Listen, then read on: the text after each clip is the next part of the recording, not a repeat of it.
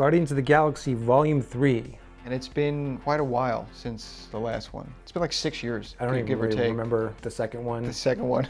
That one was pretty much a filler movie. Yeah, I did like it though. I probably like the series overall more than you. The second one, I'd have to watch again because I only saw it once. Like I said, I barely remember it. I like Kurt Russell. And he's great in everything. I never know this stuff, but it's always fun to find it out. You know, that's all I remember liking about it. I just remember liking like the interpersonal relationships that they were building with the characters. Like they brought Nebula in more. I like that James Gunn was building that out more. Guardians, it's a group dynamic, and no other Marvel series really has that same dynamic, except the Avengers. Well, if they would do X-Men finally. Well, sure.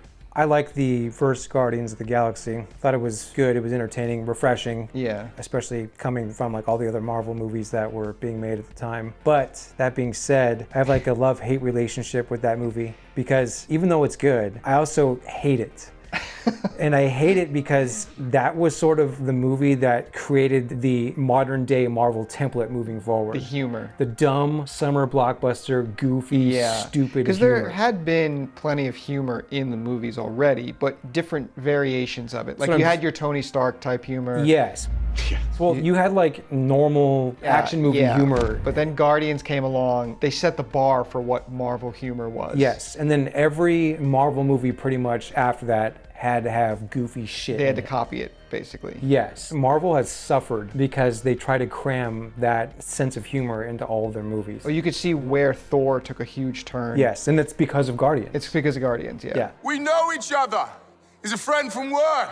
And most of the big stuff that happens, I mean, I guess you could say this for most of the other movies in the overall series. Like a lot of the big stuff with them happens in other films, like the Avengers films and stuff with like Gamora dying and all that. And that plays heavily into this film. Although not as much as I thought it was going to be. Yeah. Like the Gamora and Star-Lord angle was kind of like a subplot that didn't really go anywhere. I'm glad it didn't actually. Same. I like how that played out. Yeah. The movie really focused, it was Rocket's story, but we never really got the full picture with Rocket. You kind of knew like, oh yeah, he was experimented on and he was turned into this thing, but they turned his backstory into the main plot. I'm done running. So the whole plot revolves around Rocket, and you learn that the High Evolutionary, who's the bad guy in the film, he's the one who created Rocket because he's trying to create the perfect society. And he's going through all these different iterations of testing, and Rocket was the only creation of his that ever had like a unique idea that he didn't have or couldn't have. So he's now trying to get Rocket back the whole movie. And Rocket gets injured in the beginning of the film while he's being kidnapped and he's dying. So all the Guardians now are trying to find a way to save Rocket the whole film. And that's the entire film. He left out some important information, but that is the gist of it. It's the entire film, pretty basic plot, but so much shit But there's happens a lot of stuff that's going on. Yeah. And the movie kind of starts off, it was a little rough. I for sure thought I was going to hate the this first movie. 10 minutes, I was like,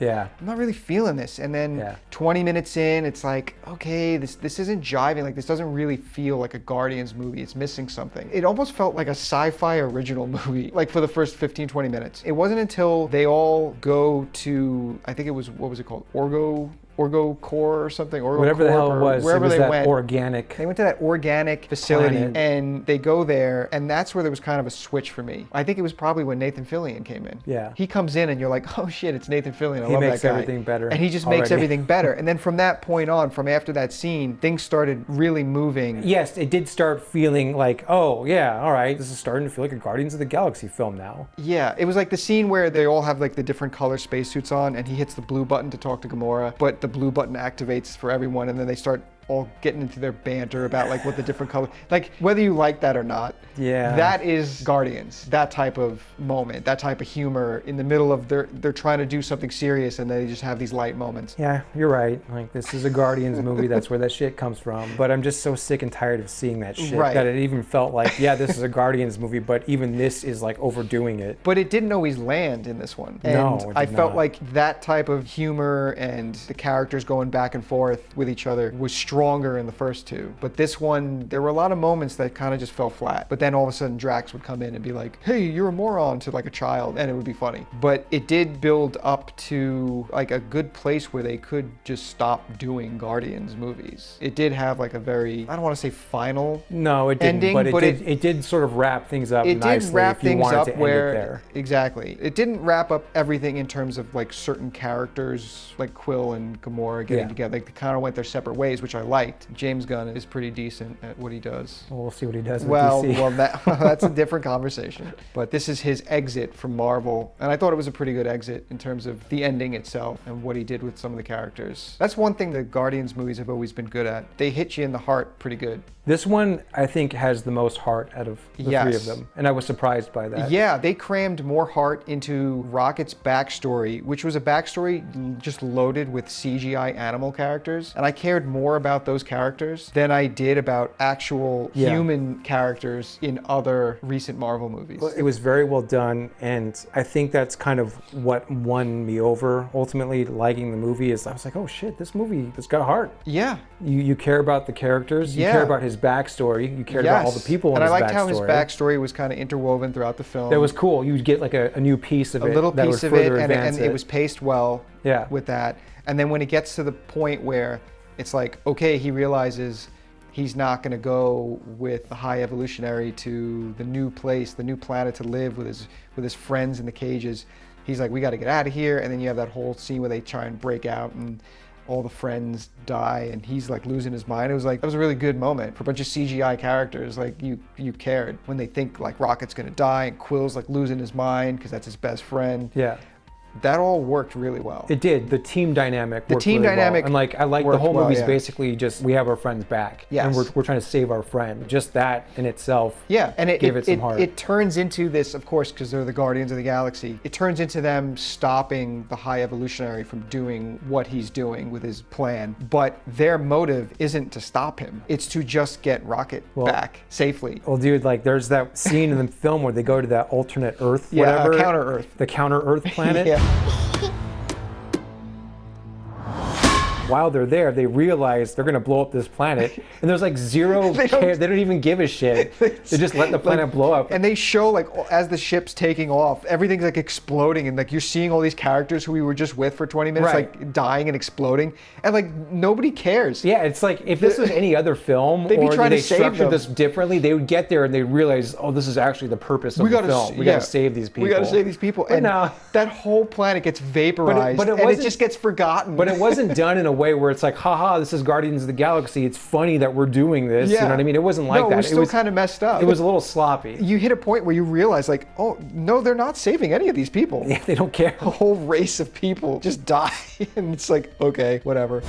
My sacred mission is to create the perfect society. I actually liked the villain in this one. Jonathan Majors in Ant-Man was very understated. This dude was just like over was- the top. Yeah, he was Every fucking unhinged scene. in every scene. He was on dial But 11. They were consistent with it. They at were, least. yeah, exactly. And I appreciate it. And I like that guy. I thought he was really good. Just the concept behind him. He's sort of like a, like a mortal god or something. And Yeah, I thought that he's trying to create the perfect Yes. race, which he's like, well, I visited your Earth at one point. It's a lovely place, beautiful culture, lots of bigots though. Earth would be a fabulous place were it not for the ignorance and bigotry. Okay. well, I see that bothered me at first when he Yeah. said that, but then I'm like, well, he's the bad guy. Yeah, So he's the villain. He's the villain, and then he thinks love that, how and he's saying that. when they go to that planet, like Counter Earth, and you see like, oh, it's this lovely neighborhood, but then when they start actually traveling through the streets, you see like all this crime happening. Yeah. One of them has a line where it's like, this is supposed to be the perfect society. Well, that's why he ends up destroying it, because it turns out it's like not. that. And it it's turned like, out like Earth. if you think about the larger implications of that, Yes. like you try and create the perfect society, trying to create your utopia, and inevitably you cannot just take people and put them into a box like that. People are going to ultimately go their own ways, no matter how much you oppress them. And that planet was a perfect example of that. He's trying to achieve something that's not achievable. I appreciated that Which message. makes him an interesting character. It makes him an interesting character. Yeah, the only thing that I didn't like about him was he just had way too much of a hard-on for getting Rocket Forgetting back. Rocket. Yeah, Because he which- wanted his brain to study. That's still It's just, like, okay. I didn't really care for that much. That was Yeah. just kind of lame. And even his right-hand man says, like, Yeah, you are... let that shit go. who, Yeah, she was like- like, you're just gonna get all of us killed because you Yes. want this stupid raccoon. Like, I'm taking command of this ship, and then of course he just like wipes everybody out because Yeah. he had his little Darth Vader suit on, that same suit that like Kang Pretty much. had, where he Just gives them he has, unlimited like, power. telekinesis, unlimited Yeah. power. Like, okay, They don't even explain it. No, they don't explain where these suits come from. But then it gets damaged, and of course, like he's just normal, and then they all kick the shit out of him at the Yeah. end, which is pretty great. I also like the way he looked too. Like I kept thinking to myself, this looks like RoboCop. Like the way they did the makeup. Yeah, it was pretty like great. it's like a face stretched onto like a robotic frame at the back. It was really cool looking. Yeah. As the film went on, Quill actually comments and calls him a RoboCop looking motherfucker or something like that. He's And I thought, RoboCop yeah, looking, fuck yeah. yeah. Yeah. So that was like That a was pretty conscious great. choice Yeah. on their part. Oh, and something that we discussed earlier, because we weren't sure if it had been done in a Marvel movie before, but I looked it up. This was the first F-bomb that in a was Marvel dropped movie, in yeah, a Marvel I movie. thought so. There's a button under the handle. Press that in. Now what? Open the door. It was such a casual F-bomb too. It was. And that made it, It was that made really even came out of better. nowhere. Yeah, yeah. Are you ready? I was 8 years old when I left Earth. You want me to drive? No. I'll drive. Figure out how to put it in backwards.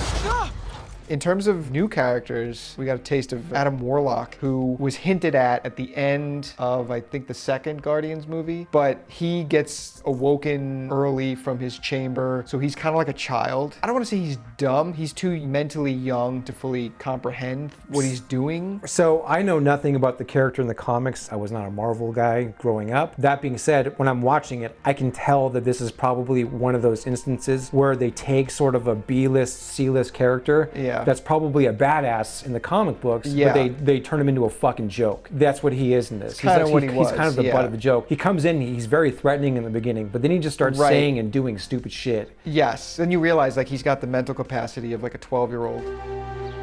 I'm retarded?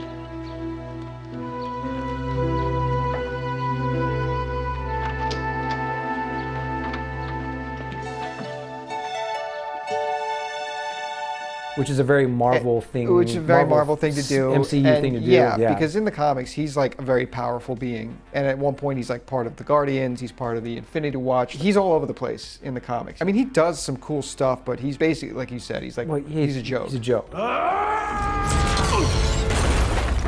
So I guess, yeah, we can rank this one. So, before I give it the rating, I just, Yeah, you got to preface it, of I course. got to preface it slightly. So, I like the rocket aspect that really elevated, I think, where I started when we started watching the Yeah. film. I didn't think I was going to like it. Like you said, the first Yeah, 20 you were minutes not in. interested in I was seeing like, this movie. I wasn't. I didn't want to see it. The only good thing about it coming out was we didn't have to see the fucking trailer anymore, because I was so sick and tired of seeing that trailer. But I was not expecting to like this movie at all. But I ended up enjoying it. I think that had the movie kept going where it was going the first 20 minutes, I would have given this thing a 4. Yeah. But I think I'm going to give this a 6.5. There's still a lot of things that were frustrating about it. It's a very simple story because it's about just saving their friends essentially, but so much shit is going on in it. And it's like, dude, calm down sometimes. I don't know what the runtime is, but it did feel long. It felt long. Yeah. It did. For me, I'm a little higher. I'm going to give it a 7 out of 10. Not much of a big difference there. I went in thinking the first 15 minutes just didn't feel right. And then it kind of redeemed itself as it went on. They really played up the emotions with what was going on with the characters. And I like that a lot. On the woke side, I didn't have that much. I was expecting to have more. We mentioned a couple things earlier. There were some, I guess, a couple girl boss moments in it. Not that big of a deal. I did Yeah. appreciate that Gamora couldn't drive. And Quill had to like tell her to like put on the, you know. Yeah. She you know, didn't immediately just she get didn't it. just get in there like was a badass in it. Right. And they were like, oh, she didn't man. just get in the fucking Falcon like Ray and just know how to fly it. Exactly. Yeah. So I exactly. appreciate that. Yeah. That was cool. No, you that's know? what we need. We need a little give and take. Yeah, exactly. But yeah, on that scale, I'd probably only give it maybe half of one rainbow. I'll probably give it a 1. Yeah, not much. Maybe if you want to nitpick. It's all nitpick. Nothing bothered me when we were Yeah, watching it. yeah. Nothing where I was like, oh nothing my like God, shut Ant-Man. up. Nothing like, And no s- socialism's a charged word, but we have a lot to learn. Shut the fuck. Yeah.